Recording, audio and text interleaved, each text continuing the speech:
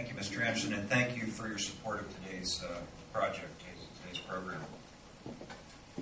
And, you know, the development of that technology and the need for technology with any type of vision problem, low vision, normal vision, any type of vision problem is really on the upswing today. Utilizing technology, utilizing for diagnosis, utilizing for remediation of vision problems. So his story is really a great lead-in to what we want to talk about today, technology's role in pediatric eye care. And of course we have our team of pediatric speakers here, Dr. Ray Chu, Dr. Christine Wong, Dr. Kathy Heyman. All of you, most of you know them very, very well. And we also have with us today to sort of round out the background for this day, one of our own patients, Ciera Ramos, I'm going to introduce her in just a second, as well as our own penultimate volunteer, Wayne Heidel, is going to be speaking with Ciera. He said running the technology trying to be right back. Well, he cannot do that. So he'll be here, and he's Wayne's an inspiration. Both of these individuals will be a tremendous inspiration to you. So without further ado, let me introduce to you Ciera Ramos, who is with us here today to tell about her personal story.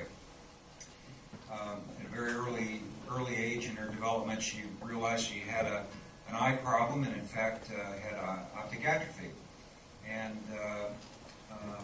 was able to, through good parenting, seek the appropriate care, and actually has been a patient here, although she's 18 today, has been a patient here since she was in the first grade.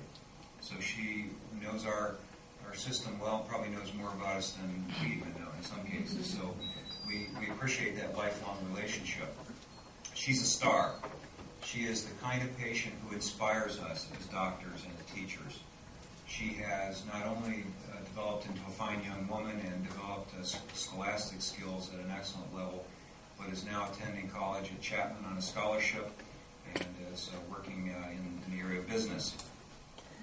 But that's not all. Not only has she figured out how to deal with her vision impairment, which is about 20/80, 2100, 2200, depending on the day. You know how that goes, the doctors in the audience. She's figured out how to work around that and how to maximize her vision and how to look the right way and use the right light. All those types of things that really inspire us to work through a problem like this when it may seem like all is lost. She has not only survived her vision problem, she has prevailed and really become an exceptional citizen. And to top it all off, she drives. And she has her driver's license, and we're very, very proud of that. She's figured out how to get through that. Ciera, it's my pleasure to introduce you to this group. You are an inspiration to all of us.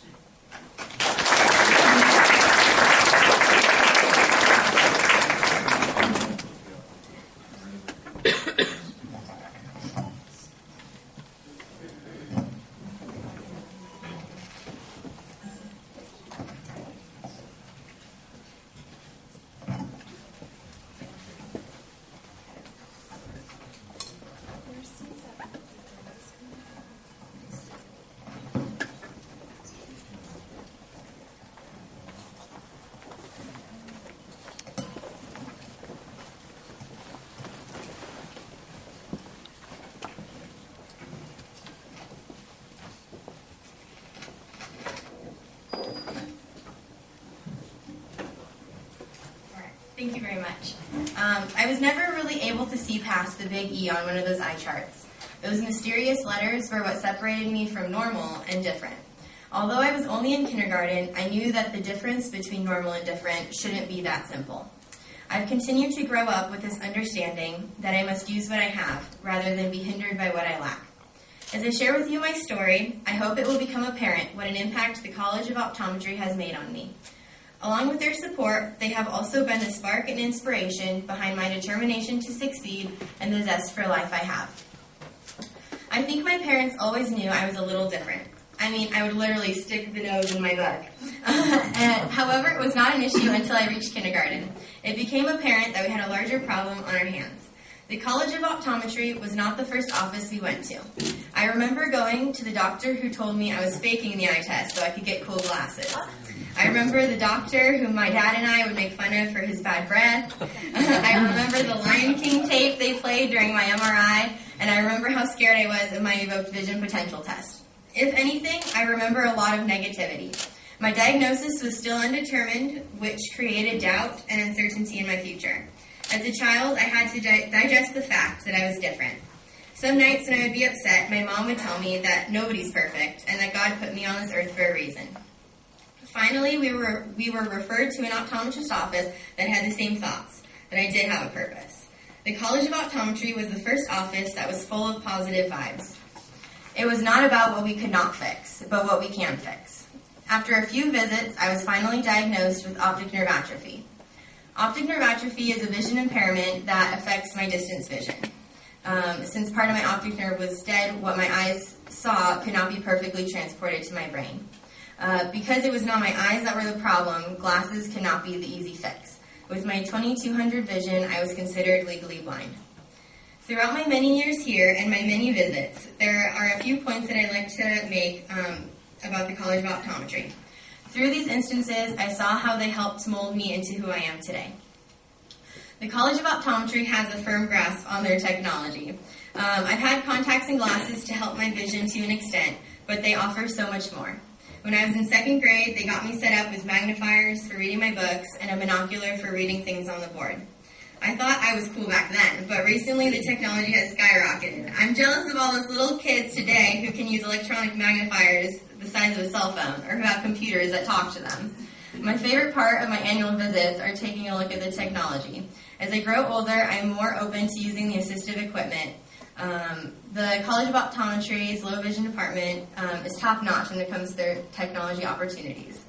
The College of Optometry has given me their undying support. In first grade, they set me up with a low vision specialist in Orange County who worked with my school in developing an IEP and made sure that the school stuck to it. This also taught me to be an advocate for myself in and out of the classroom. I was told by many doctors in Southern California that I would never be able to drive. That was a hard concept for my parents and I to grasp. However, I will never forget when I was about 14 and Dr. Heyman asked, "So when do we want to get started on Ciera's paperwork for her permit?" My mom and I were so overwhelmed with the opportunities I was so unaware of. The low vision department worked hard in completing all my paperwork so it was possible for me to obtain a license. Not only did I have their help, but I knew I had their support as well. After tons of driving practice and a 40-minute license test with freeway driving and everything, I was so proud to say that I was a licensed driver. This November, I can say I've been a licensed driver for 3 years, and a safe driver with no tickets and no accidents, so I'm good on the road. I was so proud to walk into the low vision office with my keys and not my mom with me and say that I got my license. Everyone has their own successes to celebrate, and low vision is always there to celebrate with me. I would also like to thank them for asking me to give this speech. I have my huge print notes, but they're supportive nonetheless. A great aspect of this community is their knowledge. I've been a participant for some of the student grand rounds, and it's really inspiring to see how invested they are in their studies. I'm guilty of not taking some of my high school labs so seriously, so it was inspiring to see them work hard. Every year for my annual visit, I have a new resident, and every year I think, how do they continue to be so great? Every time they're like, this is my new favorite, this is my new favorite. So I don't know how to answer that question, but I do know that they are talented in everything that they do. Lastly, and probably most importantly, their passion is incomparable. When I walked into the office as a kid, I knew that they wanted the best for me. Years later, I still feel that same love. Without their compassion, I would not know where I would be today. The College of Optometry has been one of the best role models in my life. Gandhi once said, "In a gentle way, you can shake the world." They have started that earthquake within me, and together we will continue shaking the world. I have been the College of Optometry's little Ciera for the past 13 years. A lot has happened in that amount of time. I've gone from a kindergartner to a Chapman University full-time student. I've been a varsity swimmer, homecoming princess, and held a 4.0 GPA in high school. Don't get me wrong, it hasn't been easy. I struggle with people who just don't understand. There will always be hurdles in the way, I'm aware of that, but through adversity we find ourselves. I truly believe that the College of Optometry has given me the tools to succeed. Without this great team, I am unsure that I would have the confidence, drive, and strength that I have to do all that I strive to do. I'm not perfect, nor will I ever be. However, I am a reminder to myself, and hopefully to others, that I must do what I can with what I have. Success can begin simply from that. I learned that lesson inadvertently through my many years here at the College of Optometry. I'm excited to see what else my life has to offer, and I am so blessed that I found my home here where I continue to spread my wings. Thank you.